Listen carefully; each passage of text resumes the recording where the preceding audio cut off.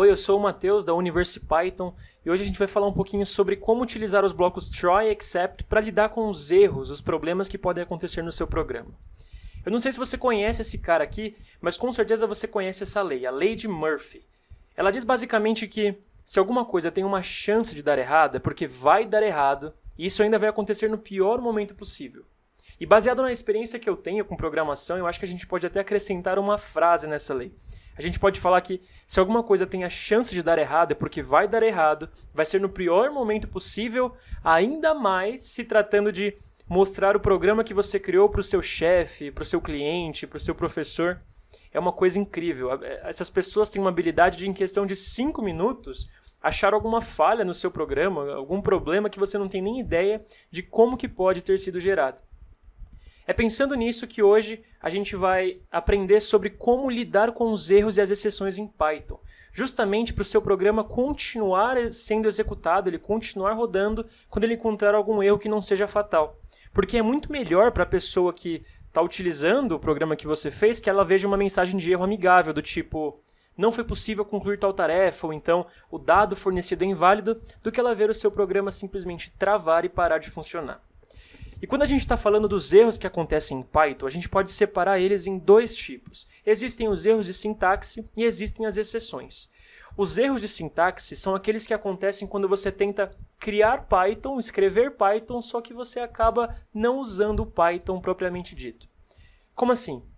Sabe quando você está conversando com uma pessoa e aí para você se expressar você acaba tendo que inventar alguma palavra e mesmo assim a pessoa consegue entender o que você quis dizer? Bom, isso é uma coisa que jamais iria acontecer com o computador, porque ele só pode fazer, ele só deve fazer exatamente o que você manda ele fazer de maneira explícita e correta.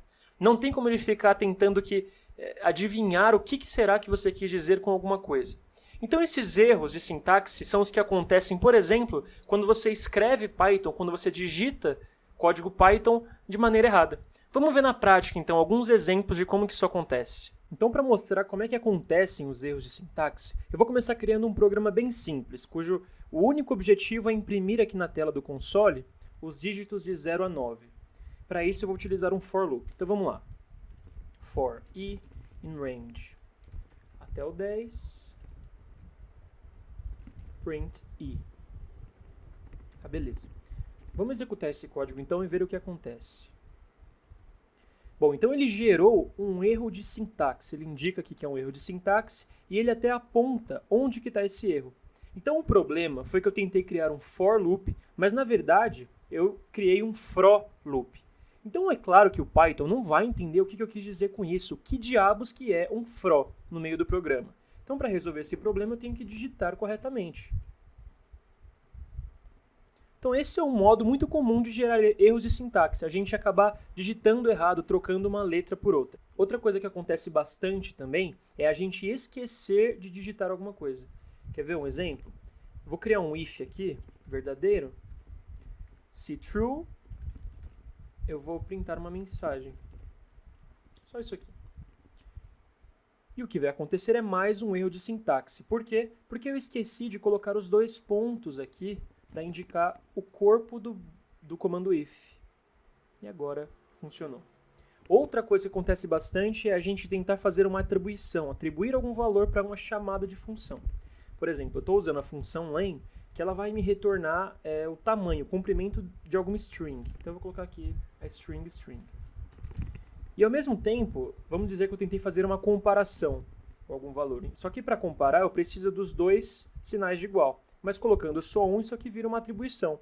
Então isso vai gerar um erro de sintaxe e o Python até me fala o seguinte, que não é possível fazer uma atribuição a uma chamada de função. Então esses aqui são alguns exemplos apenas dos erros de sintaxe que mais acontecem quando a gente está programando. E quando o seu código apresenta algum erro de sintaxe como esses que eu mostrei agora, ele nem começa a ser executado. E isso vai acontecer porque antes do seu código ser executado pelo computador, ele é traduzido para uma outra versão, uma versão chamada de bytecode.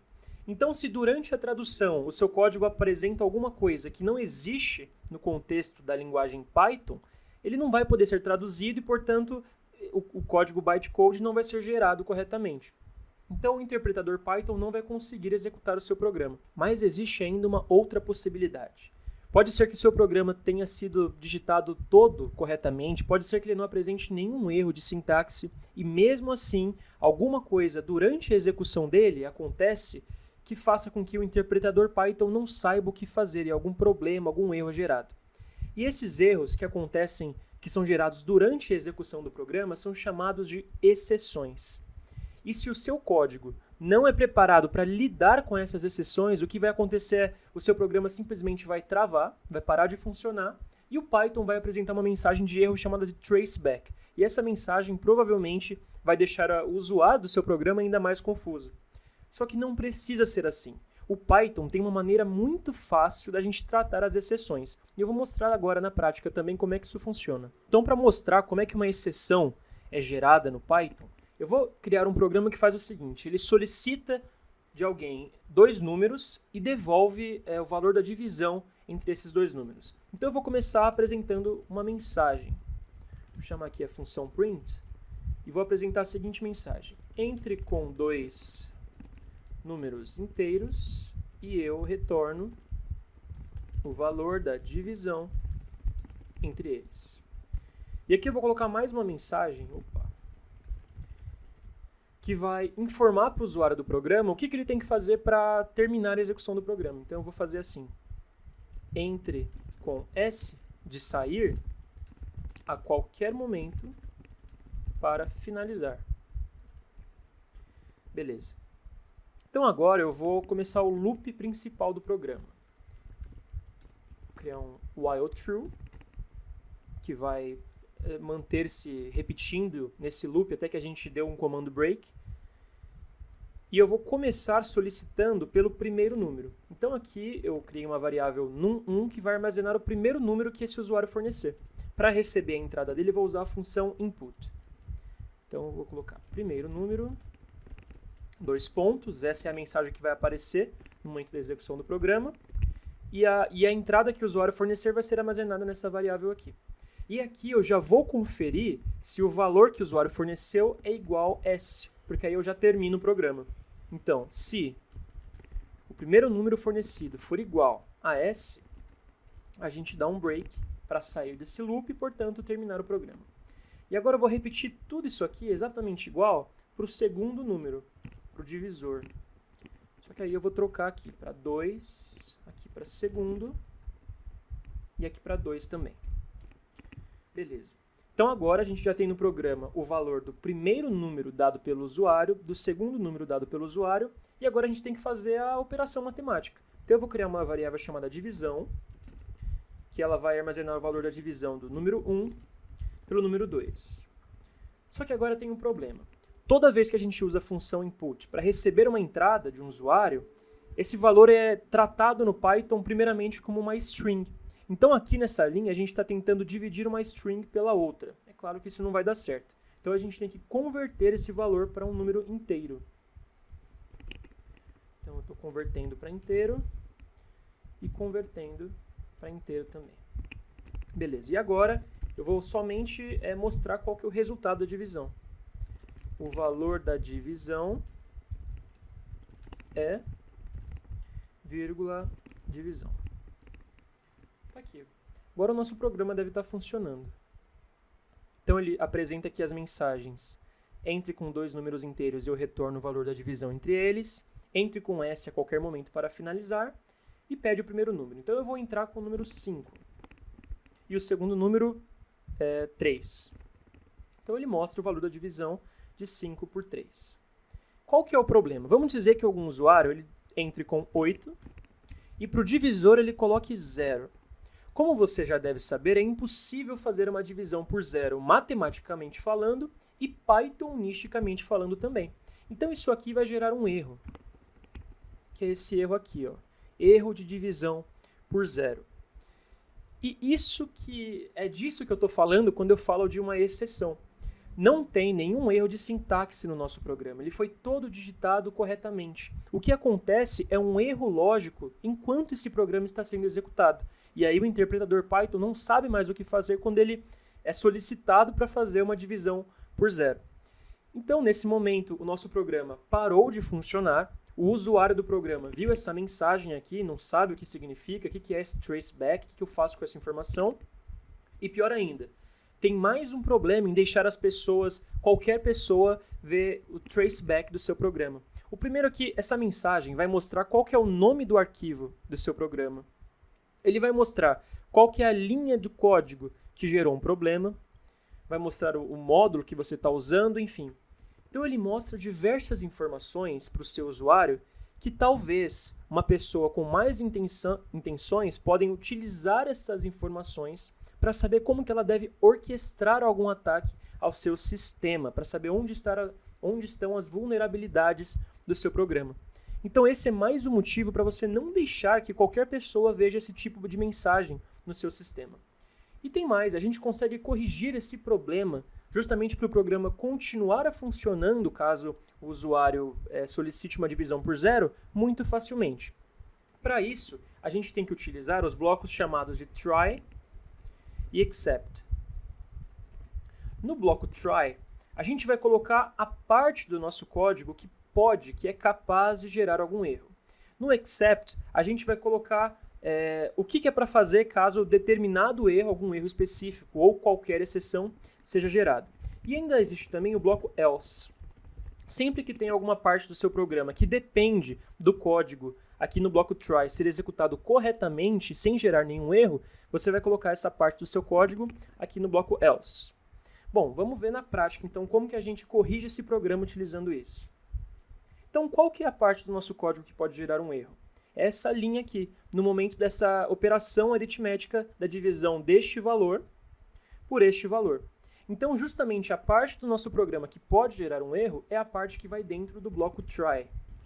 Então, ele escreve try, dois pontos, e aqui a gente coloca para dentro, né? A gente tabula essa parte do texto, do código. E aí a gente usa também agora um except. Se eu deixar somente except, sem explicar qual que é a exceção que eu estou procurando, ele vai vir para qualquer exceção. Então, se durante essa parte do código qualquer exceção for gerada, não somente um erro de divisão por zero, vai vir para cá. Mas como eu estou falando especificamente do erro de divisão por zero, eu vou deixar claro de qual exceção eu estou falando.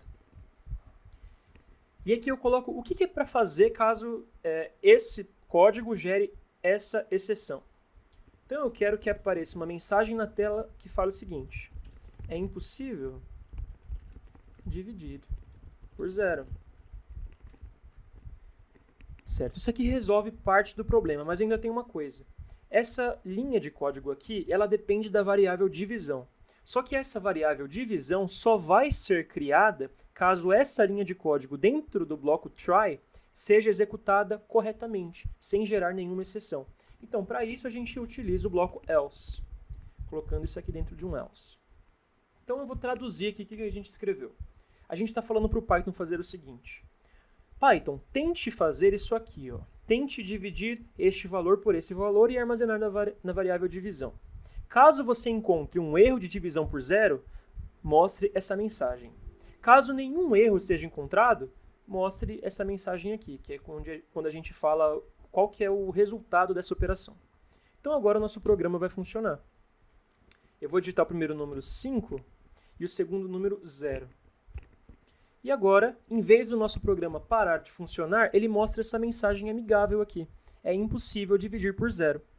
Então, com essa simples mudança, uma mudança muito simples no nosso programa, em vez do usuário ver o programa parar de funcionar, em vez do usuário ver uma mensagem que ele não vai entender, ou então que ele talvez poderia usar para fazer um ataque no nosso sistema, ele vê uma simples mensagem amigável falando que é impossível dividir por zero e o programa continua funcionando normalmente. Posso fazer as divisões que eu quiser aqui.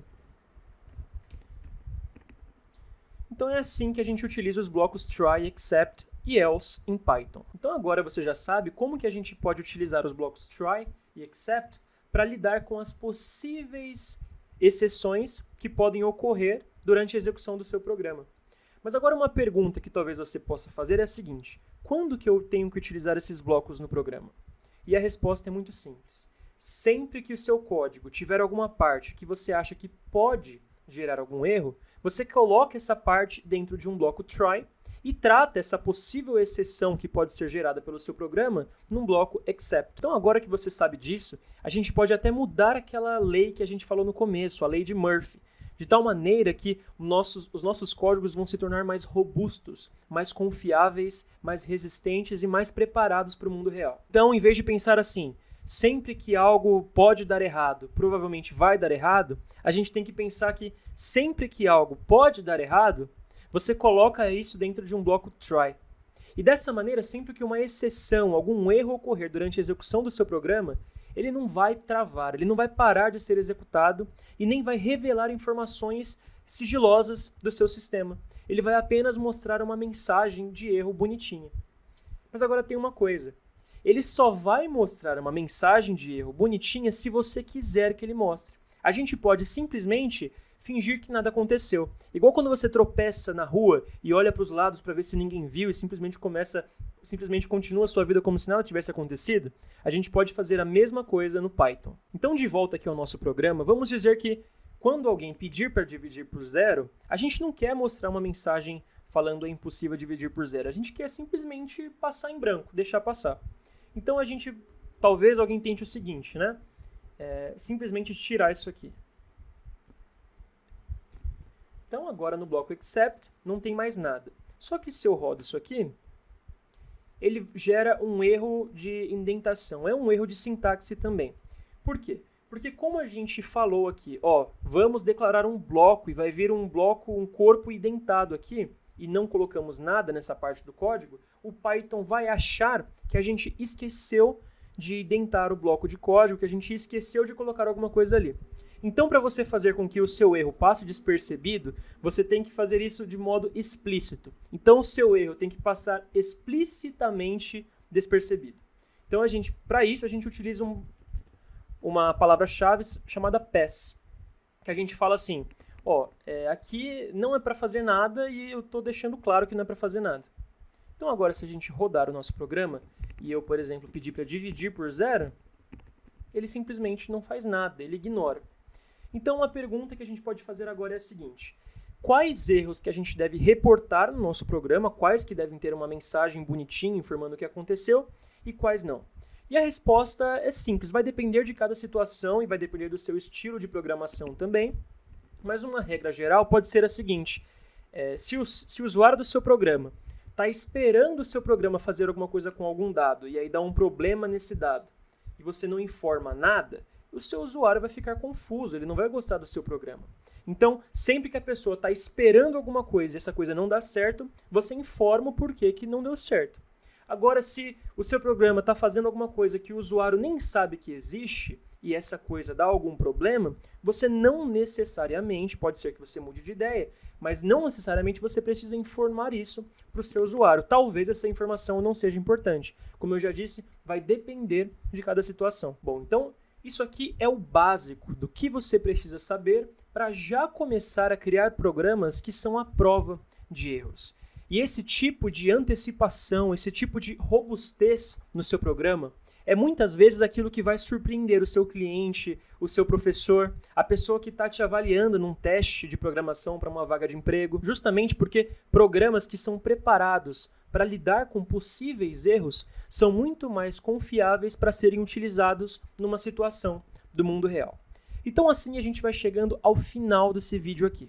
Mas antes da gente terminar, eu gostaria apenas de passar uma lição de casa, um desafio para você resolver com o que você aprendeu hoje. Então o desafio da lição de casa é o seguinte: eu tenho aqui comigo uma função chamada soma pares, e ela recebe como argumento uma lista de números, cujo parâmetro se chama lista num. Então ela vai receber como argumento uma lista desse tipo aqui, 1, 5, 8, 3, 2, uma lista de números qualquer. E ela tem que retornar uma outra lista chamada soma de pares, que é formada pelos pares somados dessa lista que ela recebe como argumento. Então, por exemplo, se ela recebesse isso aqui como entrada, ela deve retornar a soma de 1 mais 5, que é 6, de 5 mais 8, que é 13, de 8 mais 3, que é 11, e de 3 mais 2, que é 5. Então, por exemplo, se essa função aqui recebesse essa aqui como argumento, ela deveria retornar essa outra lista aqui. Só que essa função tem um problema, ela está quebrada, ela não está funcionando. Deixa eu mostrar para vocês. Eu vou chamar essa função, soma de pares, e vou passar essa lista aqui como argumento. Só para vocês verem qual o problema que está sendo gerado. Então, a execução dessa função está gerando... Opa, eu chamei de maneira errada, né? Tá. Soma pares o nome da função, não soma de pares. Beleza. Tá, então, a execução dessa função está gerando o seguinte problema, essa exceção aqui, um erro de indexação. Já fica uma dica aí, né, de como esse erro está sendo gerado, é um problema no índice dessa lista, eu não vou falar mais do que isso, mas amanhã eu vou trazer esse desafio resolvido, e o problema é, você tem que consertar essa função utilizando os blocos que você aprendeu hoje, né, os conceitos que você aprendeu hoje, que são os blocos try e except, beleza? Então, não sei se vai precisar do else também, né? Então, com essa maneira aqui de resolver as exceções nos programas, você tem que resolver o problema, consertar essa função aqui para que ela funcione corretamente. Então, agora sim, a gente vai chegando no final desse vídeo. Eu agradeço muito por você ter assistido ele até aqui. Se você ficou com alguma dúvida, você pode deixar nos comentários. Para ajudar a gente, deixa um like no vídeo, se inscreve no canal. A gente vai estar sempre postando mais conteúdo sobre aulas de Python, ensinando você a programar corretamente. Muito obrigado mais uma vez e a gente se vê na próxima. Valeu!